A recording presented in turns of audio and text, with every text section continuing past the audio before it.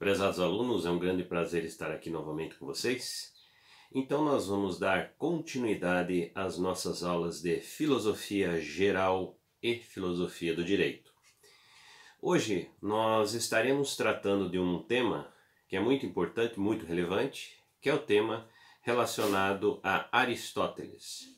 Aristóteles é uma grande contribuição quando vamos pensar na filosofia do direito, porque é através dele que diversos conceitos foram apresentados, e até hoje, muitos deles, são discutidos de forma muito intensa, tanto na filosofia, como também nas contribuições da filosofia do direito.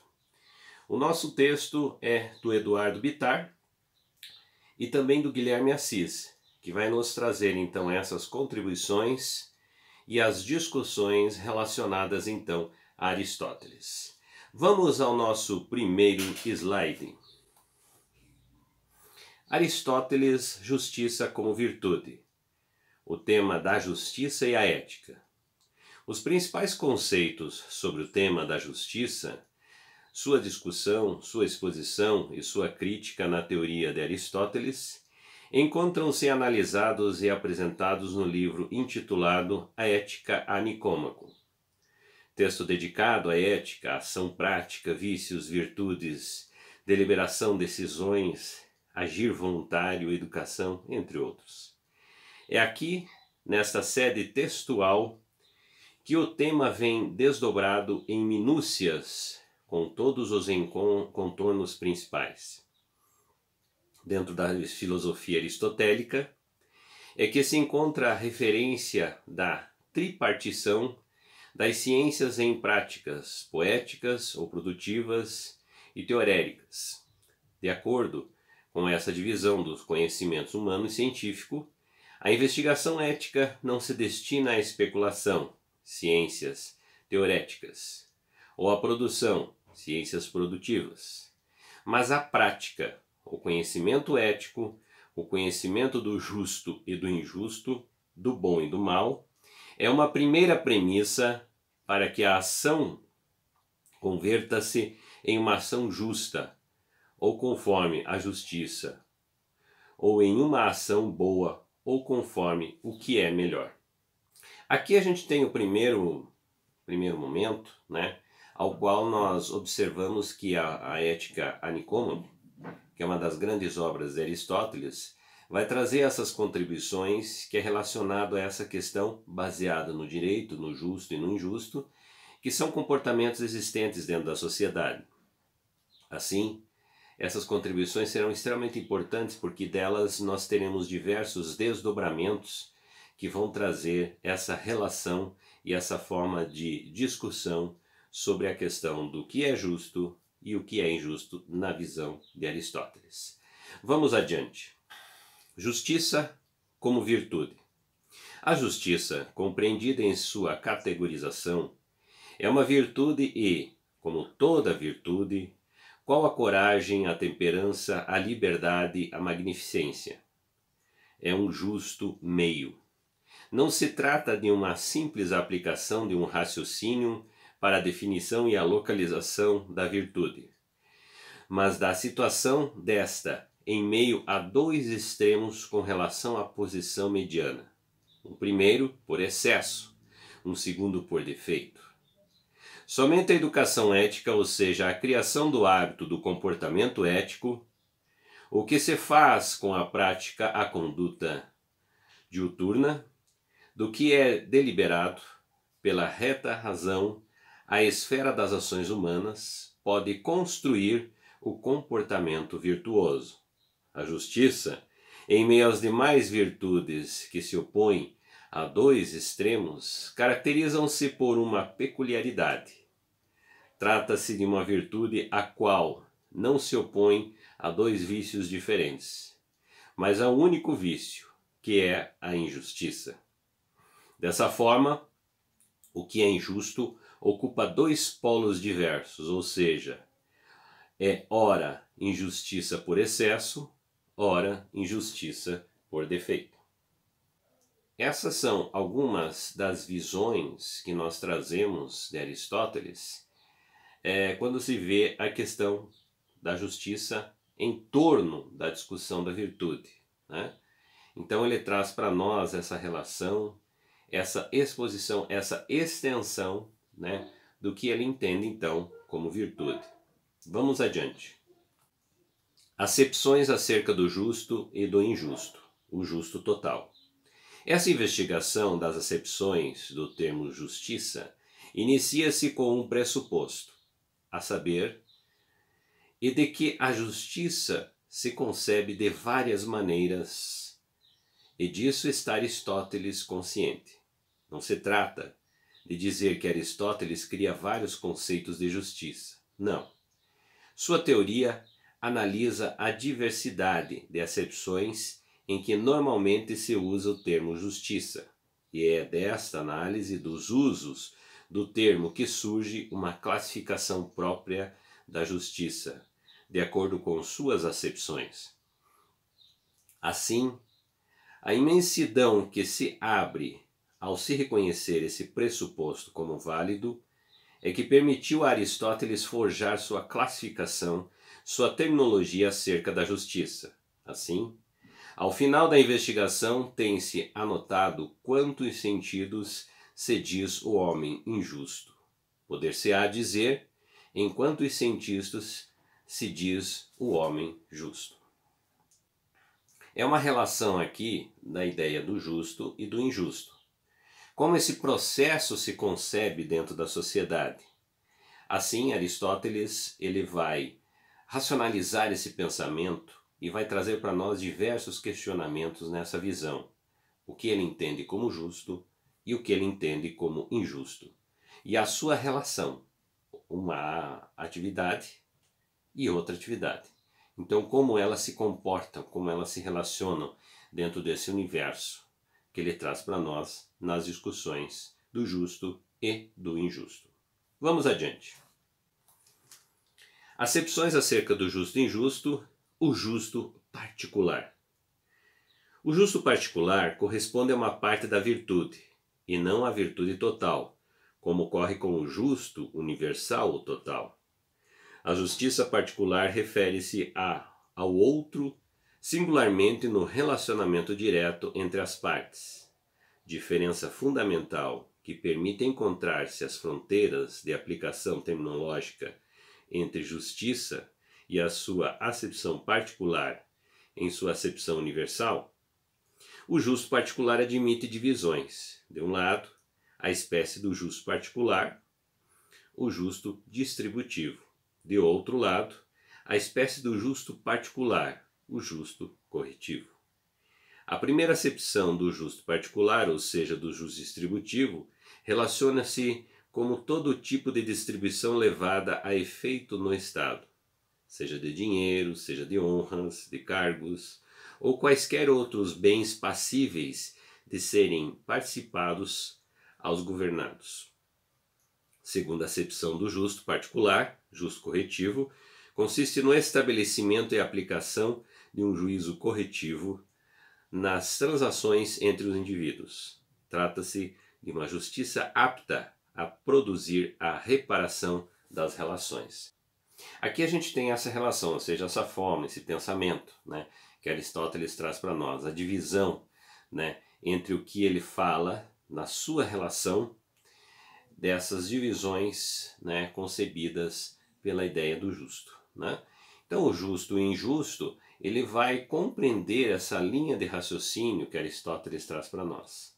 Então ele vai estar em torno, ele vai estar diante dessa relação, ele vai discutir essas características e princípios do justo e injusto.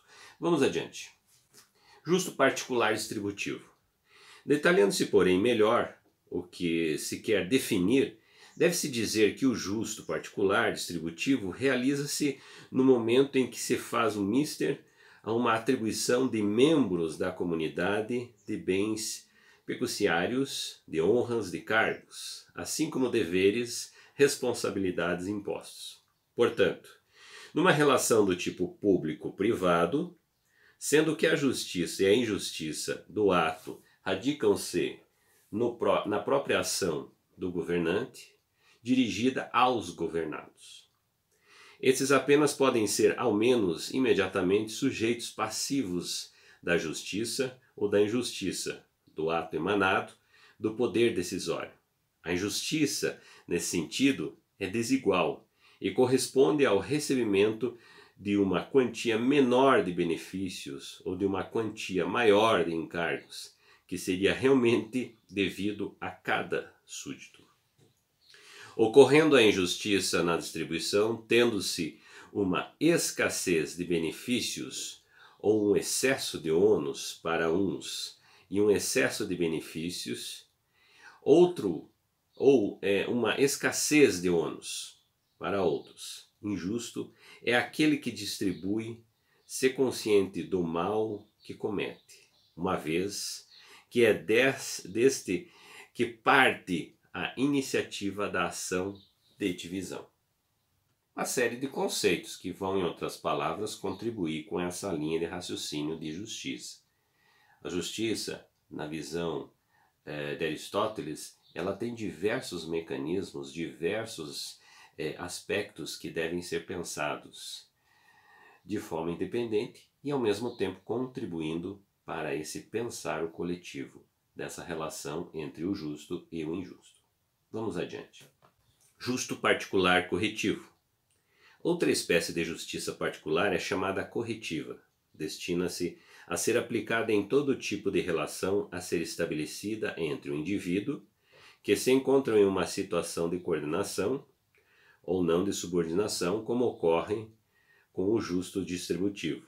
Ou seja, de iguais entre iguais, como particulares entre particulares, agindo como indivíduo em paridade dos direitos e obrigações em face da legislação. Enquanto a aplicação da justiça para a distribuição obedece à subjetiva apreciada do mérito eleito pelas formas de governo, a que se vincula, o que implica necessariamente uma proporcionalidade da repartição que cada qual é devido. A injustiça corretiva baseia-se exclusivamente num critério rigorosamente objetivo de restabelecimento do equilíbrio rompido entre os particulares, a igualdade aritmética. A justiça corretiva vincula-se à ideia de igualdade perfeita ou absoluta. Aqui não se está a observar o mérito dos indivíduos, a condição dos mesmos, de modo que aqui não serve pensar em fatores mais subjetivos para a averiguação do que é justo e injusto. Essa perspectiva corretiva ela está dentro desse critério, ou seja, de você ajustar aquilo que dentro da sociedade não está regulado de forma igualitária. Sim, nós podemos pensar que a ideia de Aristóteles está diante do princípio da igualdade e, em alguns casos, dentro dessa própria sociedade, a ideia de equidade, que se distancia, no caso, relacionado principalmente a estabelecer a igualdade. Não é possível você apresentar uma igualdade se a equidade ela não está também sendo praticada.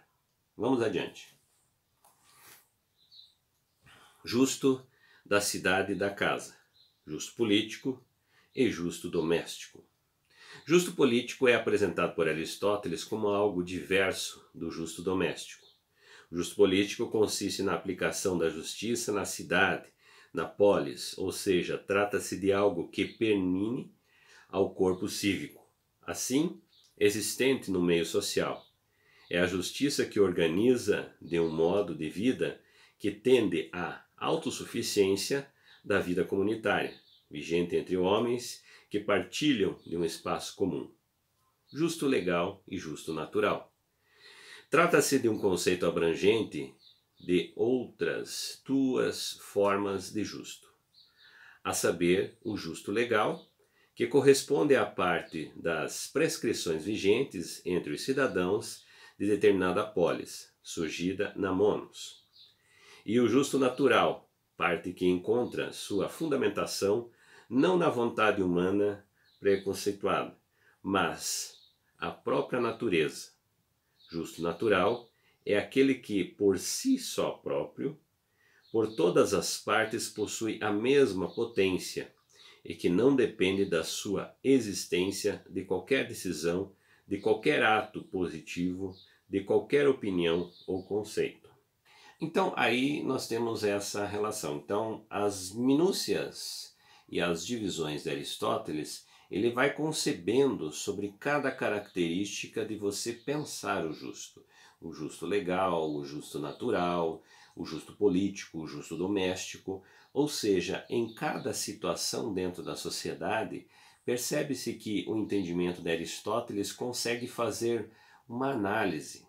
Então ele vai, em outras palavras, aprofundando cada uma dessas características e trazendo para nós as reflexões sobre as divisões dentro de cada um desses mecanismos. Assim podemos dizer que essa complexidade, ela vai, em outras palavras, agregando diversas informações em cada um dos setores e situações que ocorrem dentro da sociedade. Vamos adiante. Equidade e justiça. Além do que já disse acerca do justo e do injusto, deve-se buscar definir as relações existentes entre a equidade e a justiça. Se são diferentes, em que são diferentes, em que medidas são diferentes. De fato, todos reconhecem que os termos não se equivalem perfeitamente, e que nesse caso o uso de um pelo outro conduz a equívocos notórios, de modo que, sendo semelhantes, porém são idênticos, devem ser distinguidos daquilo que lhes peculiarizará. É no gênero que se dizem aproximados os conceitos de ambos os termos.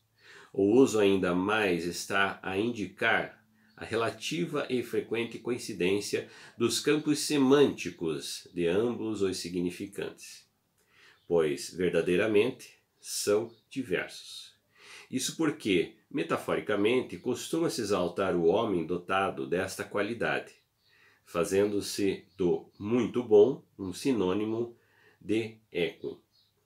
Vale dizer que o équum está para uma qualidade humana que desborda dos limites daquilo que é simplesmente bom. Trata-se de uma excelência ainda maior daquela já contida no conceito do que é bom. Equidade. Como que nós podemos pensar essa ideia de Aristóteles? Quando falamos em equidade, nós estamos tratando basicamente daquilo que dentro da sociedade somente a igualdade não traria a possibilidade desse entendimento. Como eu posso dizer isso? Tenho 10 famílias. Essas 10 famílias vão receber R$100. Pode ser que entre essas 10 famílias, uma delas tenha uma necessidade maior, ou seja, teria um custo maior, acima das outras famílias. Para eu pensar a equidade, eu teria que entender que cada uma dessas famílias tem uma necessidade diferente. Portanto, se eu trabalho com a ideia de igualdade, todas recebendo R$100, e uma delas tendo a necessidade de receber um pouco a mais, devido às suas condições serem mais precárias, aí sim eu estaria trabalhando em função à equidade. Então ela vai além da igualdade. Então, nesse sentido, quando tratamos equidade e justiça, nós podemos perceber que a ideia de algumas necessidades elas passam a ser maiores, né, dependendo da situação específica de cada uma dessas realidades dentro da sociedade. Vamos adiante. Amizade e justiça. Para Aristóteles, amizade e justiça estão estreitamente ligadas, podendo-se mesmo dizer que a primeira é que se mostra como sendo o verdadeiro liame que mantém a coesão de todas as cidades-estados. Se comparadas uma à outra, aquele que se dá a colocar como verdadeiro assento de paz nas relações entre as diversas cidades-estado, motivo pelo qual se deve dizer que a amizade concorre preventivamente para o bem do convívio social. A amizade é louvada pelos legisladores e sua semântica assemelha-se àquela da concórdia entre as cidades. De fato, é a amizade elemento de importância para a reciprocidade inerente ao convívio social, ao qual o homem está predisposto por natureza, motivos pelo qual recebe amplo tratamento no contexto da ética a Nicômaco. Essa obra de Aristóteles ela passa a ser uma grande referência porque quando tratamos da ética nós estamos tratando de comportamento. Quando tratamos de justiça nós estamos tratando de comportamento. Quando tratamos basicamente da própria aplicabilidade da lei, estamos tratando com relação a comportamentos. Então, nesse sentido, a ética ela passa a ser um dos pontos importantes e que contribuem na discussão de Aristóteles nessa relação. Como as pessoas agem na sociedade, como as pessoas pensam, como a justiça se aplica. A justiça se aplica de forma justa ou injusta. Então, esses critérios, na realidade, que passam a contribuir, né? E claro que também, se nós pensarmos a relação entre governos, entre cidades e estados, como é citado aqui, elas também estão dentro desse critério das relações do justo e do injusto, das relações da moral, das relações da ética aplicada dentro desse universo, dentro desse mecanismo. Vamos adiante. Juiz, justiça animada. O juiz, na teoria aristotélica, é o mediador de todo o processo de aplicação da justiça corretiva. Seu injusto corresponde a um estado entre as partes em que uma pertence com mais e outra com menos daquilo que é prejudicial e vice-versa com relação àquilo que é benefício. Então incumbe ao juiz colocar os indivíduos desiguais em uma situação de paridade, de igualdade absoluta, de acordo com o estado inicial em que se encontram antes de se desigualarem reciprocamente. O injusto, nesse sentido, corresponde ao tomar mais do que é bom e menos do que é ruim. A função do juiz será retirar daquele que apropriou a porção maior do que é bom, redistribuindo-a ao outro, e atribuir mais do que é ruim àquele que se esquivou de fazê-lo por sua própria vontade. Nesse sentido, o juiz ele tem um papel importantíssimo em trabalhar com essa equiparação, né? E retirando basicamente aquilo que se comporta como injusto dentro desse cenário. Vamos adiante. Nesse sentido, eu poderia dizer para vocês então que grande parte de todo esse pensamento, né, que nós tivemos aqui com relação a Aristóteles, ele faz essas contribuições da ideia do justo, da ideia do injusto, como esses aspectos são construídos dentro desse cenário, e a partir daqui a gente pode perceber então que são muito importantes, né, principalmente na ideia da reciprocidade, na ideia da equidade, na ideia da igualdade, né? São contribuições importantes, porque se nós pensarmos, por exemplo, que o direito tem toda essa responsabilidade, né, de você equiparar situações diante da realidade da norma, isso passa a ser uma contribuição muito importante. Então pensemos que desde o período clássico, né, a filosofia ela vem contribuindo para o pensar no direito. Assim podemos dizer que Aristóteles é um dos grandes contribuintes para esse pensar, né? Ele nos traz diversas possibilidades.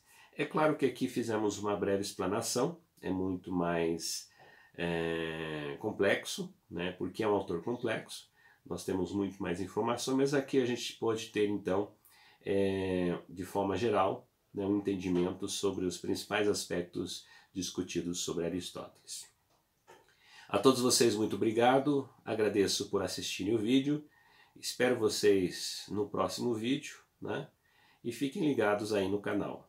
Se inscrevam no canal que vocês estarão recebendo os vídeos das nossas aulas. Muito obrigado a todos e até a próxima aula.